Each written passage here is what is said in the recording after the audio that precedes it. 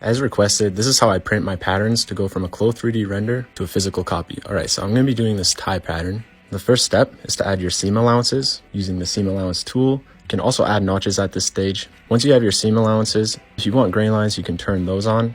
And then just delete all the patterns you don't want to show in the final PDF. And then export it as a PDF. And then once again, if you want the grain lines to show, you go show additional information and then show grain lines. Open up your PDF that you just saved in Illustrator, adjust your line width and your grain lines to your liking.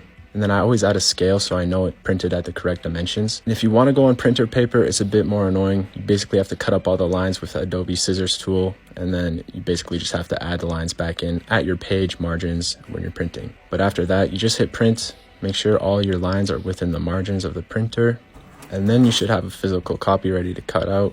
And from there, all you got to do is cut and sew your pattern. And that's how I make a physical item from Clo3D.